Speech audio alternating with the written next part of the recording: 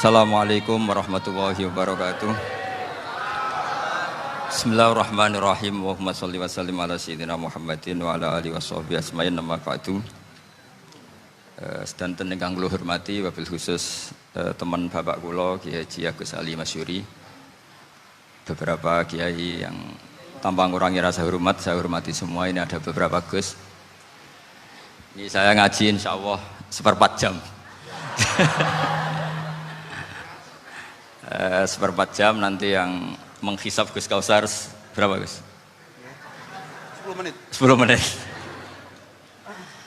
Begini, sebetulnya saya membela semua umat Islam itu ahlul jannah.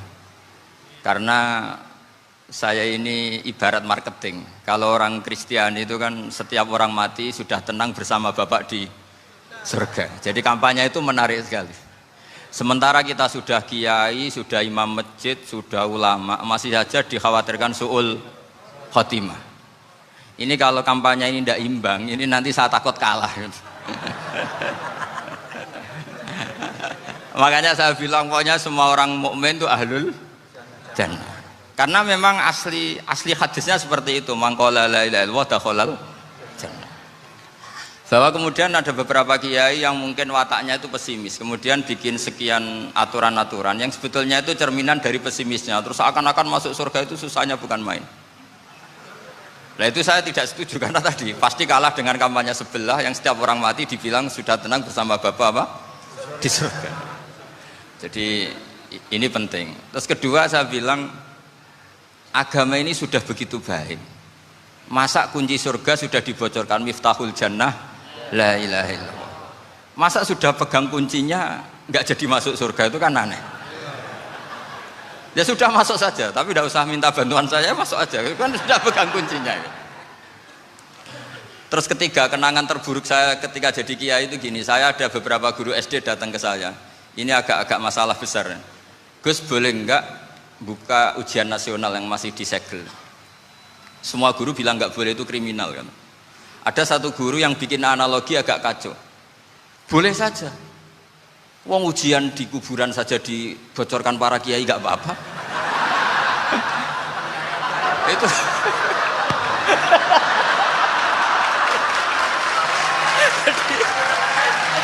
Tapi ini kriminal ya. Perhatian kepada kiai, nggak boleh memukul pemateri.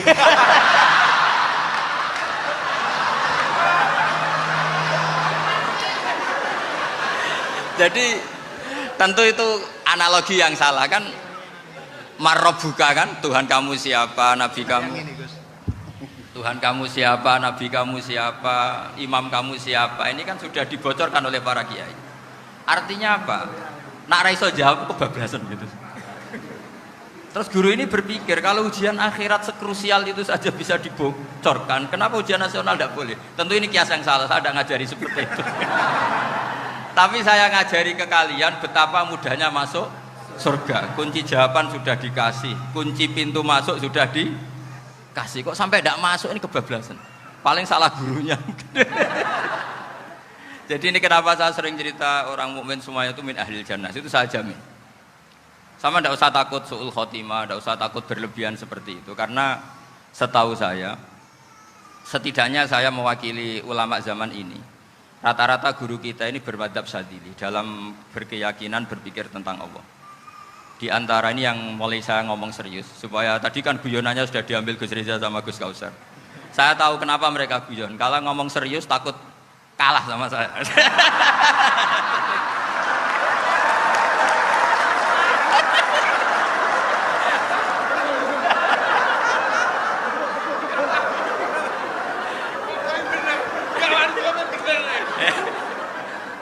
Karena saya ini sudah terkenal pemikir serius, jadi artinya itu satu kepintaran mengalihkan. Ya, oh ya, sudah itu satu kecerdasan. Tidak hanya ngalim tapi butuh cerdas. Betul cerdas. Jadi itu bukti beliau-beliau ini cerdas itu. Saya berpikir begini, ini madzhab Syadzili. Kita semua tentu Syadzili karena kita semua ngaji kitab hikam. Kita tahu kitab hikam itu muridnya Abul Abbas Al-Mursi. Abul Abbas Al-Mursi muridnya Syekh Abil Hasan apa? Asy-Syadzili. Saya masih ingat betul makalah itu dan saya ulang-ulang. Setiap saya ngajar di sarang saya ajarkan itu. Kilali kata Abdul Hasan Asyadili, saya pernah dapat hatif, dapat semacam ilham. Apa makna min syarril waswasil khannas? Itu kata beliau dijawab oleh hatif itu. Hatif itu nggak perlu diterjemah tadi ada karena tadi diajarin itu. Apa yang dihidupkan itu nggak perlu dijelaskan. kata hatif tadi, waswasun yadkhulu bainaka wa baina habibika. Yunsika altofahu alhasanah wa yudzakiruka af'alaka asyi'ah wa yukassiru indaka dzatas shimal wa yuqallilu indaka dzatal yamin liya'dila bika an husni dzanni billah ila su'i dzanni billah. Jadi yang dikatakan waswas adalah kamu digiring untuk hanya ingat sisi-sisi kamu yang negatif, dilupakan bahwa Anda punya sisi-sisi yang positif. Misalnya seperti ini, mungkin secara fikih tadi banser-banser tegas, wah ini masalah lelaki perempuan dipisahkan gini-gini. Tapi kenapa Ghazali bilang ya sudah gini nggak apa-apa. Sebetulnya ada rukhsah itu karena ini di depan umum. Yang paling pantangan Nabi itu la yakhluwanna rajulun bimra'atin. Ini ada yang menjaminnya gitu. Malah khawatir saya di sini dipisah tapi setelah berduaan nggak bisa. Jadi toleransinya karena ini di depan umum. Itu masih ada toleransinya. La yakhluwanna rajulun bimra'atin. Begitu juga ketika kita dosa, misalnya kita dosa. Orang Islam setiap dosa itu pasti ingat salahnya, kemudian istighfar. Dan ketika satu kebaikan dibandingkan keburukan, itu kata semua ulama, karena sayyi'ah itu bernilai 1, kebaikan bernilai apa? 10. Itu masih surplus berapa? 9. Jadi itu cara berpikir Abdul Hasan Asyadili. Kenapa kamu harus berpikir positif tentang Tuhan? Sekali berpikir tentang negatif, itu bahaya betul. Misalnya begini, kamu berpikir, tak rewangi, jadi kiai, sujud, rukuk, ternyata aku tetap lebu neraka, gunanya apa? Itu menurut saya kan nggak punya akal. Sujud itu satu kelaziman menghamba kepada Allah. Normalnya seorang hamba itu ya sujud. Kemudian gara-gara kamu ingin masuk surga, terus logika kamu dibalik, gunanya apa saya sujud? Ternyata saya masuk neraka. Itu pertanyaan yang benar-benar bodoh dan itu menjadikan Allah benci. Logikanya dibalik begini. Ini saya ngomong serius karena ini bentuk kemenangan saya ini bentuk kemenangan saya. Saya berkali-kali ngomong di kota pelajar di Jogja karena banyak pengujinya juga. Bukan sekedar pendamping tapi penguji. Banyak yang profesor, bukan sekedar dokter, banyak yang profesor. Jadi biar ini dok. Begini, saya pernah ditanya sama seorang dosen, Gus, saya ini ngaji hadis banyak, tapi ada yang saya tidak paham, yaitu mangqala la ilaha illallah dakhalal jannah, ada kalimat wa in zana wa in saraka. Meskipun pernah zina, pernah maling. Ini kan seakan-akan mentoleransi perzinaan dan pemalingan. Terus saya bilang, oh makna hadis itu seperti ini. Jadi kebenaran absolut, kebenaran yang mutlak itu tidak akan terganggu oleh status perilaku seseorang. Saya berkali-kali memberi contoh. Orang yang ditangkap KPK akan bilang 1 tambah 1 2. KPK-nya juga bilang 2. Rivalitas dalam politik, Pak Prabowo ya bilang 2, Pak Jokowi juga bilang 2. Orang yang zaniyah, yang lonte pun akan bilang 2. Muftinya juga bilang 2. Ketua MUI-nya juga bilang 2. Artinya gini, kebenaran yang absolut adalah kebenaran yang siapapun akan meyakini seperti itu. Seperti 1 ditambah 1, 2. Kamu punya musuh bilang 2. Kalau ibu-ibu ini punya maru, ya marunya bilang 2 tadi tambah mama. Enggak tahu saya terjemahnya apa tadi. Nah, kebenaran yang absolut itu kebenaran yang siapapun pasti mengakui. Dan uniknya begini, saya pernah ngaji acara himmah, acara pondok sarang di Demak. Kalau kamu bilang 1 ditambah 1 menjadi 2, untuk mengatakan 2 itu kamu butuh hadiah enggak? Mereka semua jawab enggak. Kita semua enjoy saja mengatakan tembok itu putih. Kenapa? Karena memang putih. Kita mengatakan 1 tambah 1 2 karena memang kita tanpa presentasi dapat hadiah, dapat penghormatan. Kenapa untuk mengatakan Allah itu Tuhan kita butuh surga?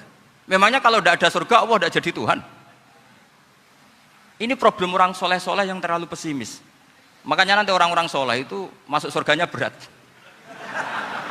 Tapi kalau orang alim lebih gampang kira-kira seperti itu. Iya, karena kan imannya lebih bagus. Dalam hadis qudsi, Allah ini yang dibuli orang-orang soleh. Laulam akhluk jannatan wala naron, alam akun ahlan an uto'ah. Dalam hadis qudsi itu. Kalau saja saya tidak menciptakan surga dan neraka, apa saya tidak jadi Tuhan yang perlu ditaati? Apa kalau kamu tidak saya kasih uang 1 juta terus bilang 1 tambah 1 11? Enggak kan? Tetap bilang berapa? 2.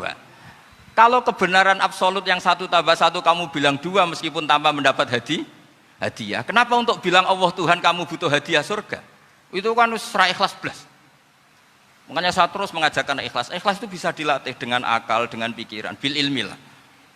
Harus dilatih. Nah di sini ini momen atau makna yang mestinya harus difahami wa inzana bahwa kalimat ini sah meskipun dilafatkan seorang yang pernah zina. Sama seperti 1 tambah 1 2 sah, diucapkan siapa saja sah. Dan siapapun akan mengucapkan itu secara ikhlas.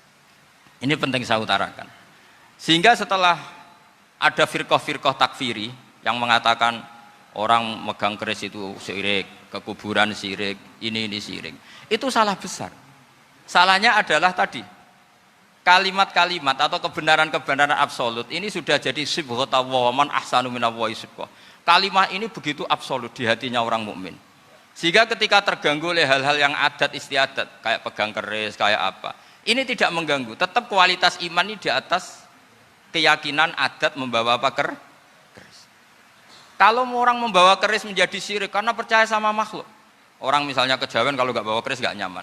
Orang kota itu kalau nggak bawa ATM juga nggak nyaman. Itu tidak dihukumi syirik. Kamu pergi lupa bawa HP nyaman enggak? Enggak, kenapa enggak dihukumi syirik?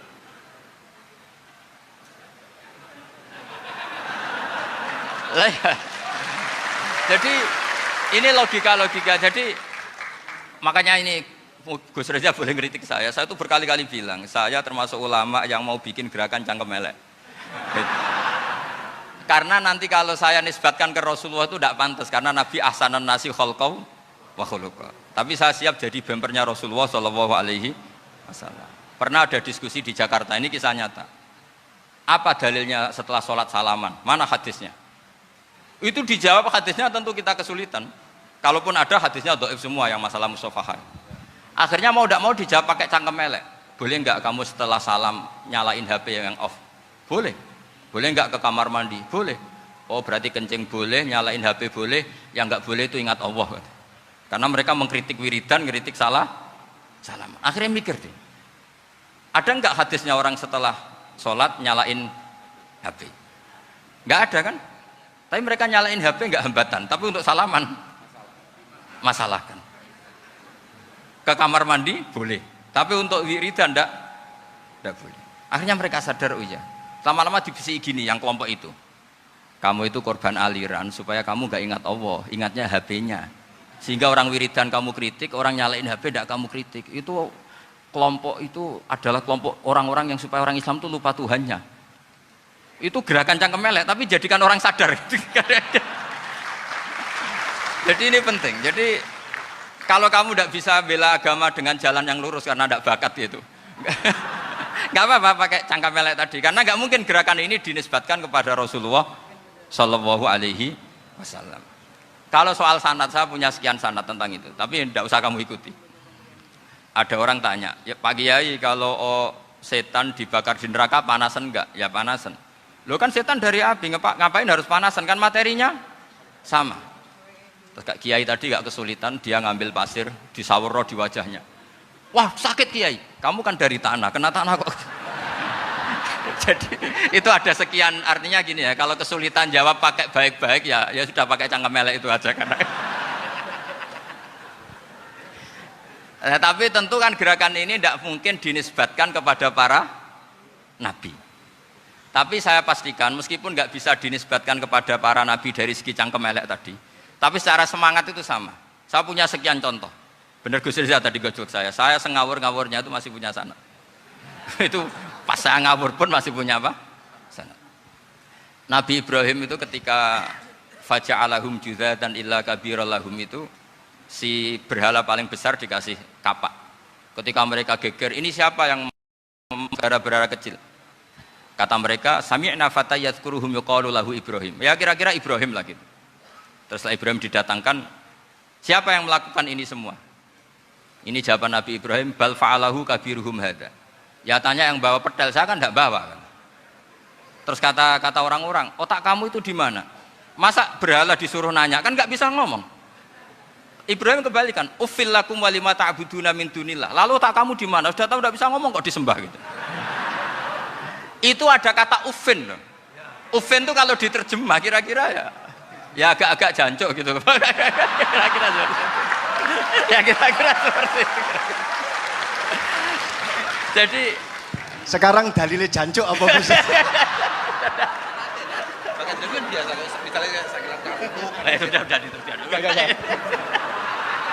Gimana?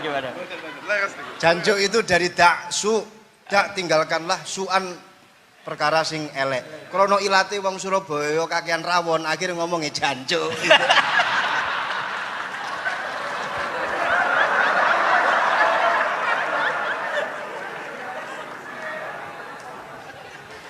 Jadi mulai dulu melawan kebatilan itu harus pakai logika yang vulgar. Karena memang nggak mungkin dengan bahasa-bahasa priayi itu nggak mungkin.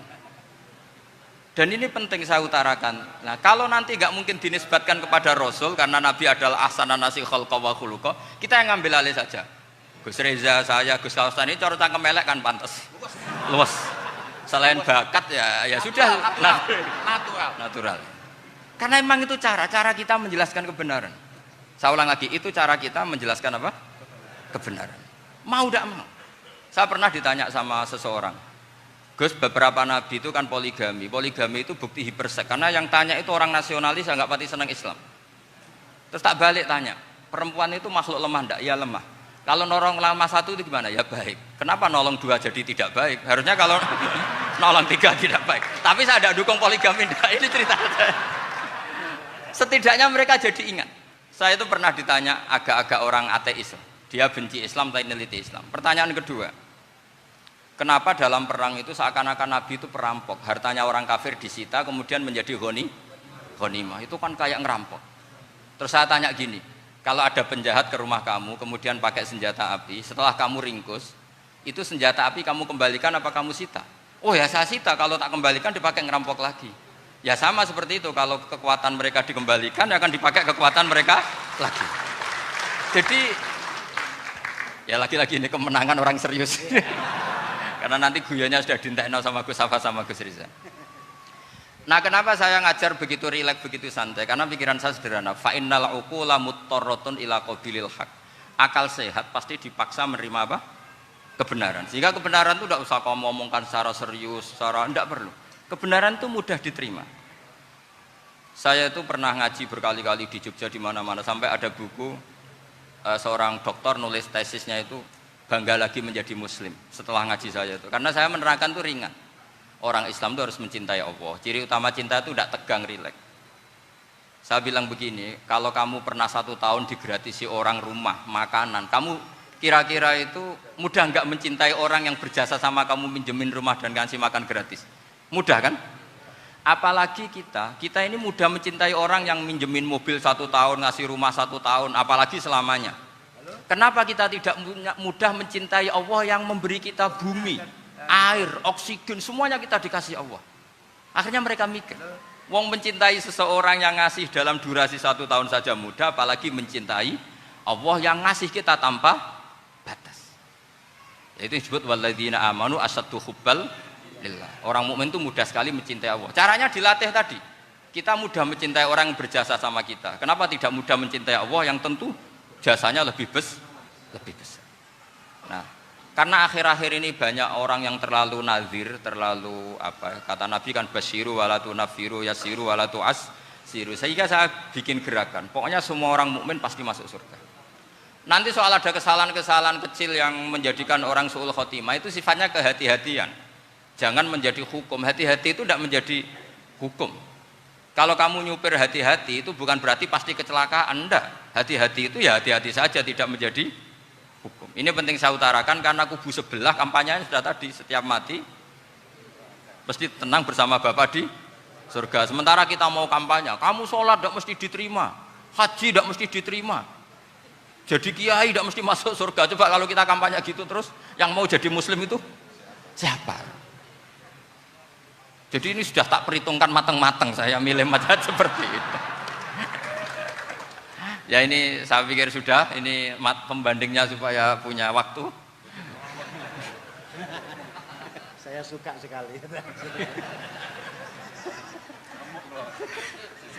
Nah ini yang sesi terakhir ya, sesi terakhir. Saya akan cerita fikih karena Nyun sewu Gus, ada iklan sebentar dari ibu-ibu, pentolan mic kurang dekat ke mulutnya Gus Baha. Sehingga suaranya tidak terdengar sampai ke belakang. Oh, gitu, pentolannya didekatkan Gus oh, ke mulutnya. Ini kalau ngomong konotasinya itu mesti nyerempet. Sudah apa ya? Sudah ahlinya di situ. Ya malah ada di situ.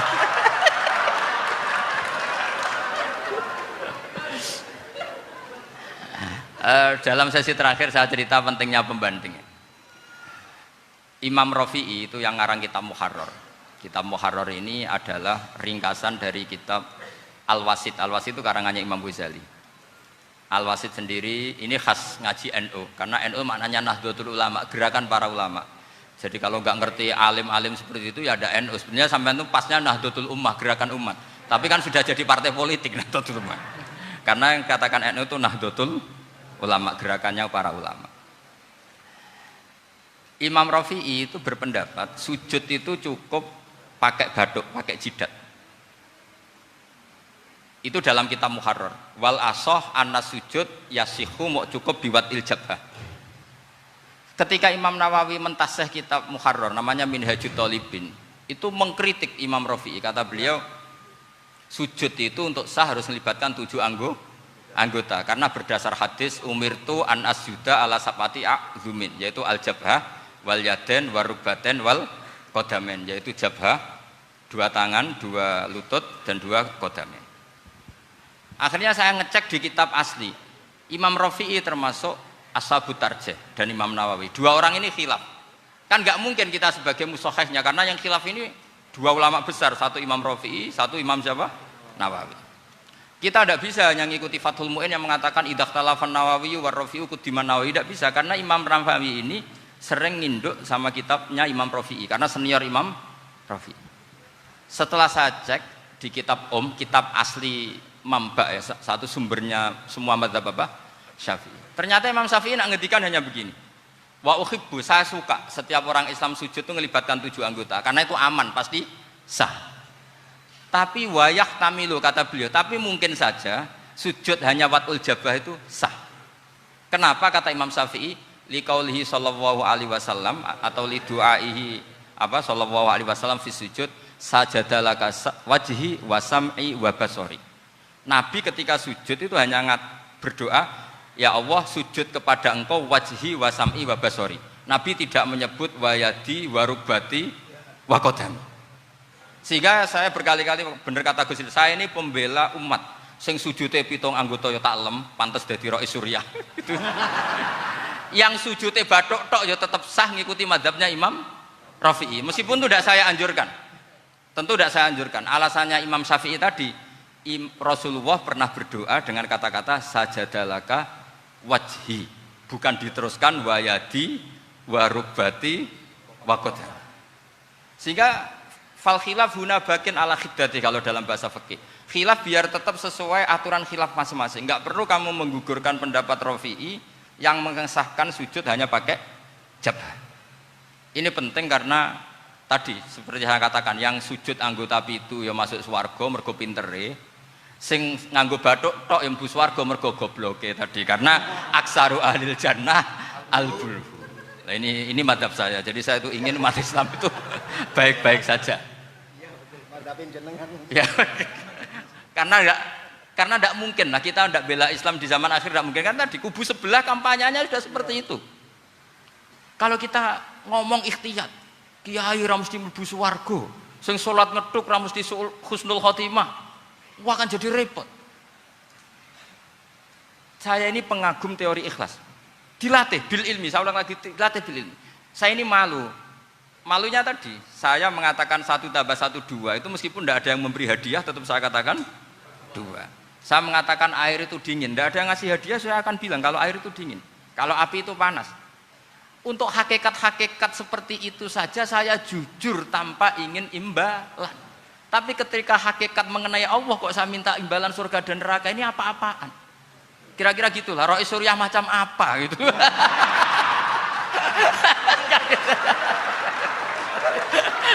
Ya saya kira demikian. Assalamualaikum warahmatullahi wabarakatuh. Waalaikumsalam warahmatullahi wabarakatuh. Alhamdulillah. Baru kali ini ada seminar yang dikritik terus sama pemateri itu pendampingnya.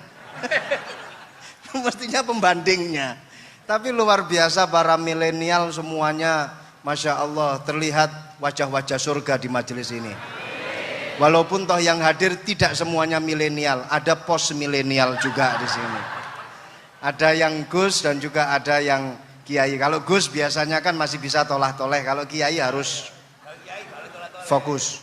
Tapi yang paling fleksibel di PWNU Jawa Timur, yang paling enak itu adalah beliau, Kiai Haji Agus Ali Mazhuri.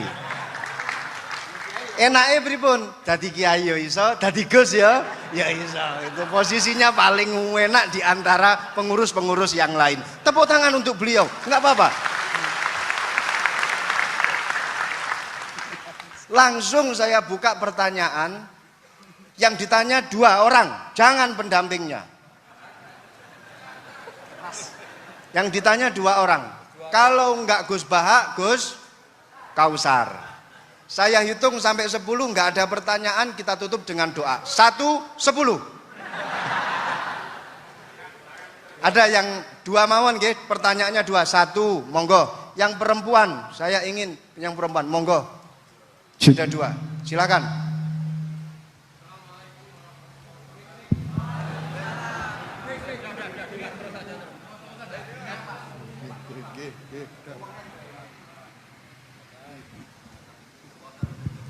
Bismillahirrahmanirrahim. Assalamualaikum warahmatullahi wabarakatuh.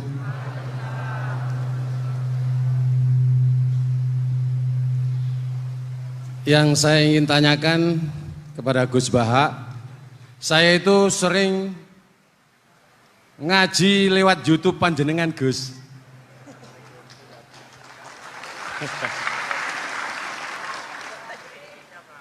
Insya Allah ilmu saya tambah walaupun tidak banyak.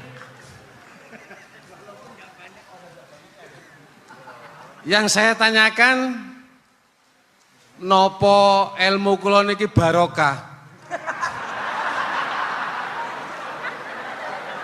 Yang pertama, karena saya ngaji lewat YouTube panjenengan, saya tidak izin. Untuk itu hari ini saya izin panjenengan. Mudah-mudahan ilmu ingkang saya dapat dari panjenengan niku saged barokah. Niku Gus. Terima kasih. Wassalamualaikum warahmatullahi wabarakatuh. Waalaikumsalam warahmatullahi wabarakatuh. Langsung mawon Gus nggih, yang satunya dulu. Siapa aja? Oh gitu. Monggo Gus. Itu tetap barokah dan kebaikan itu mah nggak perlu minta izin. Kalau kebaikan minta izin jadi repot. Jadi kalau dalam kitab fikih disebut iktifaan bil idzni syar'i, karena syara akan selalu memberi izin sama kebaikan. Itu udah hanya masalah YouTube sampean. Tadi melihat wajah Gus Ali ibadah, pamit dulu. Nanti kalau ada orang alim lewat mau lihat juga pamit dulu. Lama-lama mau baca sholawat, ya Rasulullah pamit dulu mau baca sholawat. Jadi semua kebaikan itu cukup iktifaan bil idzni syar'i. Ya jelas ini ya. Oke, terima kasih. Jangan lupa pulsane tuku dhewe lek ndelok YouTube. Wifi-nya juga jangan nyolong. Harus passwordnya izin kepada yang punya wifi. Baru nanti 100% barokah. Mbak yang belakang bisa berdiri. Yang mau tanya tadi. Ya, silakan. Bismillahirrahmanirrahim. Assalamualaikum warahmatullahi wabarakatuh. Mohon izin Yai Gus, saya di sini mau tanya, selain sebagai pelajar santri, saya juga sebagai seorang mahasiswi di salah satu universitas di Surabaya. Yang saya tanyakan sebagai pemuda milenial, kita semua tahu bagaimana keadaan demokrasi negara Indonesia saat ini. Yang saya tanyakan, bentuk dari hubul waton minal iman. Hubul waton di sini, bolehkah saya sebagai seorang mahasiswi menyuarakan pendapat saya, berjuang bentuk ijtihad demi keadilan berupa demonstrasi?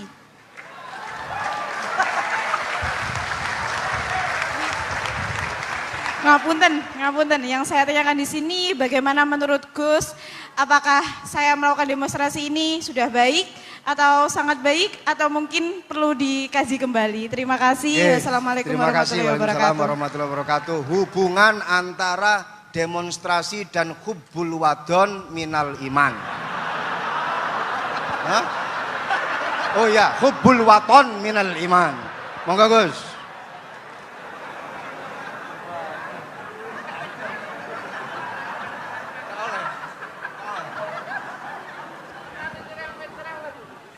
Ini benar-benar ahli. Begini kan, demonstrasi itu kan makna pokoknya itu kan apa? Memperlihatkan. Makanya demonstrasi kekuatan maknanya ya show ya, memperlihatkan satu apa? Kekuatan. Sehingga kalau dalam Islam itu ya fleksibel, asal itu tidak merugikan orang lain, tidak anarkis, tidak mandorot bagi kelompok lain tentu boleh. Bahkan kalau tidak menyuarakan suara kita tentu dengan cara-cara yang tetap Islami ya, itu malah kita disalahkan karena berarti tidak ikut bertanggung jawab terhadap proses bernegara, tapi tentu disuarakan secara konstitusional dan secara baik. Kemarin pas demo di Jogja yang ramai itu masalah rancangan KUHP itu, rektor UI juga ketemu saya, pamit Gus mau demo aja ya, tapi yang baik dan sopan karena begini ya, di Quran itu ada ayat walau la daf'uhin nasa ba'dahum bi ba'dil fasadatil ard. Jadi kekuatan manapun itu harus dikontrol. Tentu kontrol itu macam-macam. Tapi tentu saya ulang lagi, jangan anarkis, jangan melakukan sesuatu yang kontraproduktif.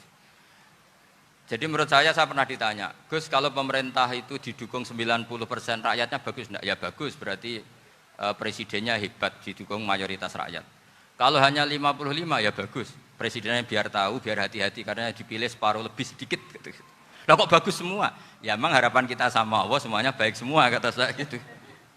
Jadi susahnya apa sih kita melihat sesuatu itu, asal agama ini kan gampang, asal tidak maksiat itu baik.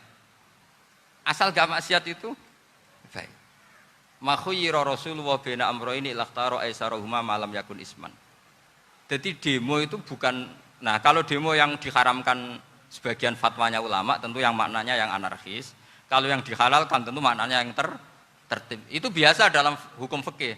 Rasulullah ngendikan A, mahmalnya seperti ini. Rasulullah ngendikan B, mahmalnya seperti ini. Karena kadang ngendikanin Nabi cara zahir itu berlawanan. Misalnya Nabi ditanya, amal paling baik apa ya Rasulullah? Nyaur utang gitu. Karena biasa yang ngemplang mungkin yang tanya itu tukang. Tapi kadang Nabi jawab birrul walidain. Kadang jawab as-sholat li awwali waktiha. Karena penanyanya ini beda. Gimana? Cintakun nggak tahu sholat. Ya, cintakun nggak tahu sholat kata beliau. Kan gitu. Jadi ini penting saya utarakan karena zaman Nabi itu ya biasa Nabi misalnya ngendikan sesuatu gitu. Terus ada juga sahabat yang memperlihatkan pendapatnya, tapi tidak niat bantah. Masyhur itu dalam tarikh. Saya beri contoh yang masyhur itu. Nabi pernah sholat duhur itu 2 rakaat. Sebagian riwayat mengatakan asar, tapi yang lebih kuat itu duhur. Setelah 2 rakaat Nabi sholat, itu akabirus sahabat papan atas itu tidak ada yang ngendikan karena mereka sopan semua, tahu etikal. Setelah Nabi pulang sudah dekat pintu, ada sahabat yang berdiri. Ya Rasulullah, aku siroti sholatu amnasita. Ini sholat model kosor, apa engkau lupa? Tapi sahabat yang nggak tanya, ini niatnya malah lebih agak-agak buruk. Baguslah kalau sholat terbaru 2, berarti besok ya 2. Karena pakai teori nasah mansuh, berarti hukum itu pakai yang terbaru. Jadi gayanya tidak tanya, tapi lebih sama mungkin yang setuju undang-undang tadi ya tentang rumah tangga, kalau istri nggak mau dikumpuli tetap dipaksa, nanti suaminya bisa dilaporkan ke pengadilan gitu. Saya pasti mikir saya bukan masalah pengadilannya, pasti istrinya cantik. Kalau jelek kan nggak mungkin dipaksa. Ini ketularan. Jadi saya cara berpikir tuh, jadi tak pikir lucunya saja, bukan pikir serius. Ketularan ya sudah ketularan ini. karena keburukan itu mudah nular. Akhirnya Nabi kembali lagi, enggak, kullu dzalika lam yakun, semua itu enggak terjadi. Tapi Nabi sebagai orang yang sangat, ya sebenarnya enggak boleh dibahasakan sangat demokratis, sangat bijak.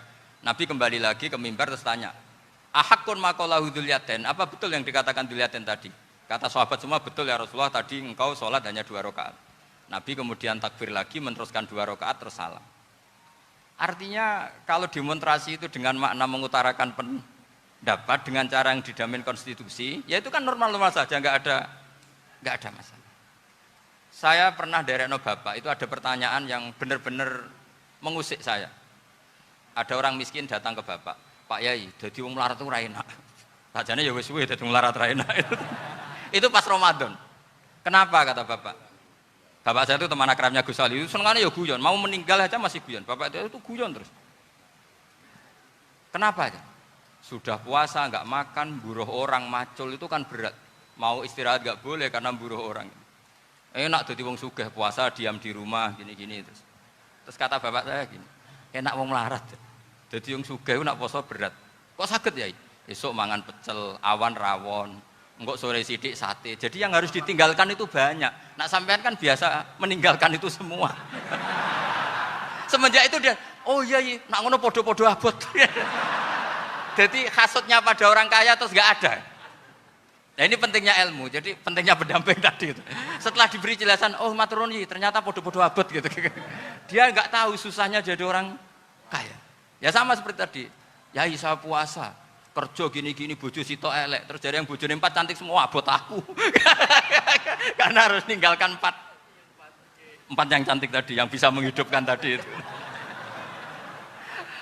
Itu kan juga demonstrasi, artinya mengutarakan apa yang, jadi itu saya pikir seperti itu.